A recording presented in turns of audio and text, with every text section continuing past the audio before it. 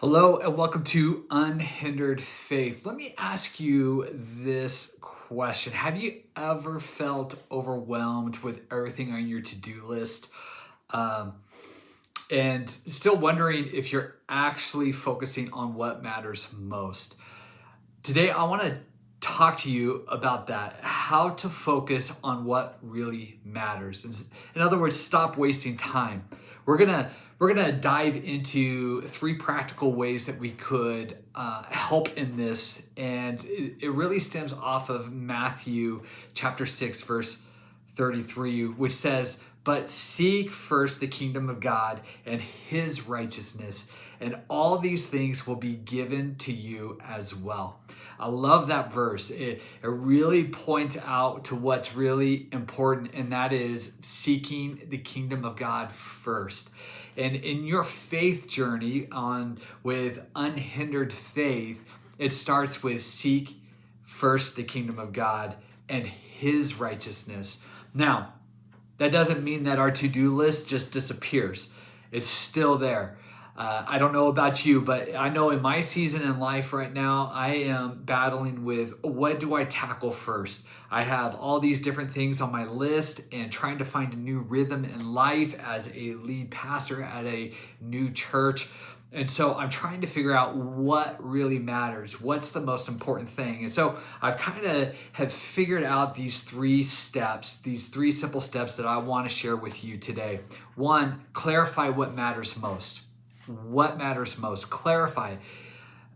Matthew 6:33 urges us to put God and his values first. If it's outside of that framework, it needs to be put honestly off to the side. His work matters the most, right? His kingdom matters the most. So take 5 minutes each morning and ask, what is truly important today? We know what our to-do list, and sometimes it's running errands, it's doing this or that. Sometimes it's about our kids. But what matters the most? What's the biggest elephant in the room?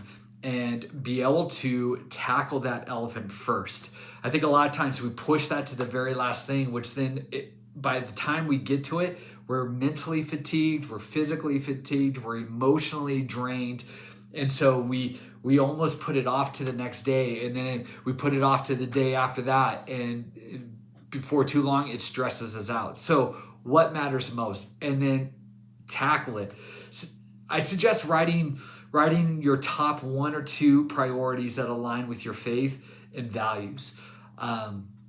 It should get to a point where your daily devotions, that kind of stuff, is just an automatic. And so that's just part of your DNA. So when it comes to your to-do list, the most important things that needs to be tackled could be the outside things, maybe something at work, something with the family, something in ministry, whatever that is. But clarify what matters most. Number two, eliminate all distractions. There are many types of distractions that move us away from what really matters most. And sometimes it's our phones, it's maybe TV. Sometimes it's some of the distractions from the outside that is trying to steer us away from really focusing on our priorities and what really matters most. So I encourage you to get rid of your distractions. I know for myself, like with my phone, I've put my times from morning when my phone actually wakes up, and then when it goes to sleep. So at night, my priority is being at home. Doesn't mean that I don't get notifications and that kind of stuff, or that I check my phone. It just means that my priorities is set that when I'm home at night at a certain time, that's my time. And so I encourage you to do certain things, do some stuff. Sometimes it might have to be deleting an app that you are kind of addicted to maybe in the season in life that you're at. So eliminate distractions. Identify your three distractions, top three distractions, and set boundaries around them. Like a phone free zone. dinner table, that kind of thing, at meals, maybe put the phone away, those kind of things. And I want to encourage you to create a priority window each day for focused work or prayer. For me, I focus better in the morning. I'm more alert. I'm able to focus more, and so my mornings are valuable for me. So if I have to make sure that I tackle a to-do list, what matters most, I may put on my calendar that it's scheduled a certain block, so that if somebody wants to try and do an appointment or something like that, I already have that scheduled. And so it's not that they're not a priority or that they are important or aren't important. It just means that in this moment, in this time, this is a priority for me. So anyways, eliminate distractions. The last one is trust the process. When we seek God's kingdom first, other needs will be met.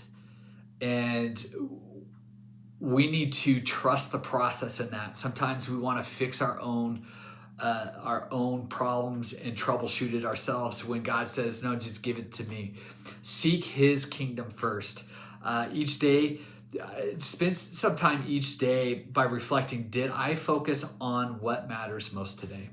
Did I focus on what matters most today? And I suggest journaling it, praying about it. What went well and what can improve? Now, I'm a processor, so I'm constantly thinking, okay, what went good? What went well today? And how can I adjust with the things that did not work? Sometimes I overprocess, and I start going down rabbit trails in my own mind. But I encourage you, trust the process. Just know that when you are tackling what matters most, the kingdom of God and his righteousness, all the things will start lining up, and will come together.